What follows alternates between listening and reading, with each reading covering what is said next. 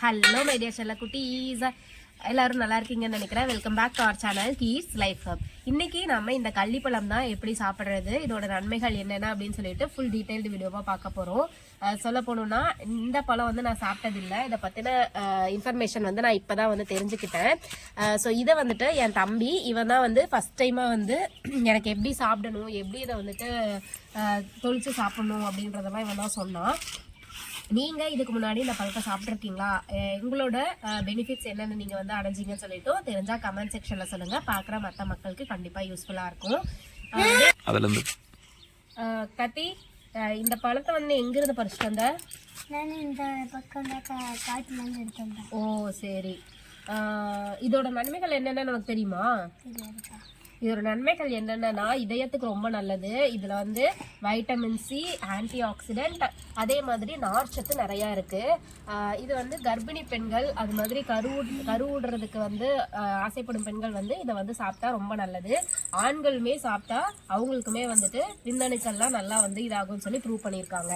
இதய கோளாறு, அதே மாதிரி செரிமான பிரச்சனை இருக்கவங்க வந்து இதை சாப்பிட்டாங்கன்னா அவ்வளோ நல்லதுன்னு சொல்லி சொல்றாங்க. இது இல்லாத நன்மைகளே இல்லைங்க. 50 நாள் இது தொடர்ந்து நிர்வகிகளை சாப்பிட்டு வந்தா ஏராளமான பயன்கள் இருக்குன்னு சொல்லிட்டு ஒரு ஸ்டடியில வந்து சொல்றாங்க. ஆனா உங்களுக்கு ஏதாச்சும் பிரச்சனை வந்து ரொம்ப அதிகமா இருக்குது அப்படின்னா இதை வந்து அந்த மாதிரி சாப்பிடாதீங்க. கொஞ்ச நாள் சாப்பிட்டு பார்த்துட்டு செட் ஆச்சு அப்படின்னா சாப்பிட்டுக்கோங்க.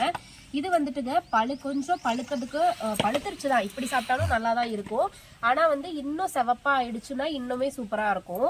இதுல வந்து பாத்தீங்கன்னா இந்த இடத்துக்கு கொஞ்சம் முள்ளு வந்து உங்களுக்கு தெரியும். இந்த முனையில சின்னதா முள் இருக்குங்க. அதே மாதிரி இந்த இடத்துக்கு ஃபுல்லாவுமே சின்ன முள் வந்து இருக்கு. இந்த முள்ளெல்லாம் நம்ம அப்படியே சாப்பிடக்கூடாது. கத்தி, உனக்கு இது எப்படி வந்து பிரிக்கிறதுன்னு தெரியுமா? எங்க செஞ்சு காமி பார்க்கலாம். இந்த மாதிரி கல்லை வச்சு ஃபர்ஸ்ட் நல்லா தேய்க்கணும். அந்த முள் இருக்கிற இடத்த மட்டும் இந்த மாதிரி தேய்க்கணுமா?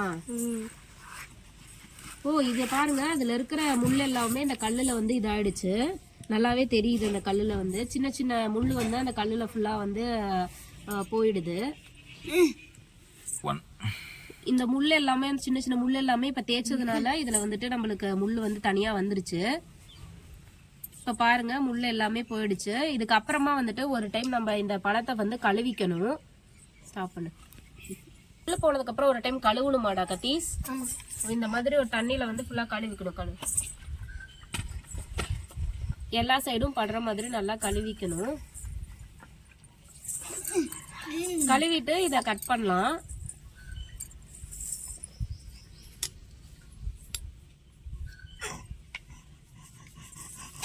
வெளியில இருக்கிற முள்ளுக்கு பேரு பூ முள் அப்படின்னு வந்து சொல்லுவாங்க.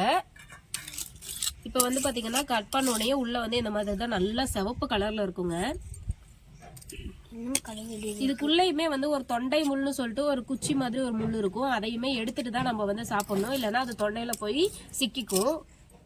இப்ப பாத்தீங்கன்னா நம்ம வந்து இப்ப வந்து உளிச்சோம்னாலே நம்மளுக்கு வந்து ஈஸியா வந்து வந்துருது பாருங்க.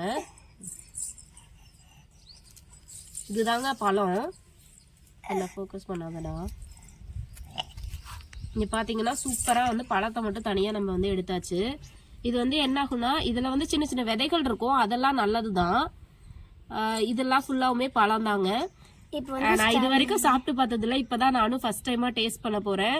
எப்படி இருக்குன்னு சொல்லி பார்க்கலாம். இப்போ வந்து பாத்தீங்கன்னா இதுதான் வந்து பழம். இதுல வந்து ஒரு முள் இருக்கும், நான் அதை தேடி பாக்குறேன். நல்லா பழுத்ததா இருந்தா மேலேயே இருக்கும், நம்மளுக்கு நல்லா தெரியும். அது பேர் வந்து ஸ்டார் முள். ஸ்டார் முள்ளுன்னு சொல்லலாம், இல்லைன்னா தொண்டை முள் அப்படின்னு சொல்லி சொல்லுவாங்க. இருக்குது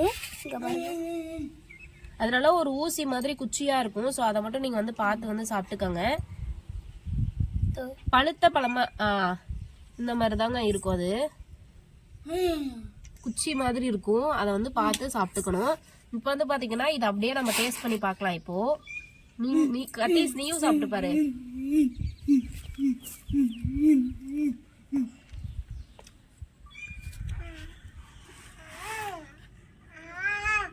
இது வந்து புளிப்பு, அதே மாதிரி இனிப்பு எல்லாமே சேர்ந்து ஒரு சூப்பரான டேஸ்டா இருக்கு. இல்ல இன்னொரு முள்ளு இருக்குது. கத்தீஸ் எப்படி இருக்கு? இனிப்பும் புளிப்பும் இருக்கு, எல்லாம் சேர்ந்த மாதிரி இருக்கு தானே, டேஸ்டா இருக்கு தானே. கிடைச்சா இன்னொரு டைம் எனக்கு கொண்டு வா. தெரியுது, செம்ம டேஸ்டா இருக்கு. ஆனா என்னன்னா, இந்த பழத்தை நம்ம டேஸ்ட் பண்ணோம்னா கையில எல்லாம் இந்த மாதிரி சிவப்பு கலர்ல ஒட்டிக்கும். எனக்கு கழுவுனாலும் போகாது. ஆனால் சோப் இந்த மாதிரி படிச்சுனா போயிடும். இன்னைக்கு சூப்பரான ஒரு விஷயத்த வந்து உங்க கூட ஷேர் பண்ணிக்கிட்டதுல ரொம்ப சந்தோஷம். இந்த மாதிரி யூஸ்ஃபுல்லான வீடியோஸ்க்கு கண்டிப்பாக நம்ம சேனல் வந்து சப்ஸ்கிரைப் பண்ணிட்டு பக்கத்தில் இருக்கிற பெல் ஐகானையும் கிளிக் பண்ணிக்கோங்க. அப்போ தான் நான் போடுற வீடியோஸ் உங்களுக்கு வரும். கத்தீஸ் பாய்.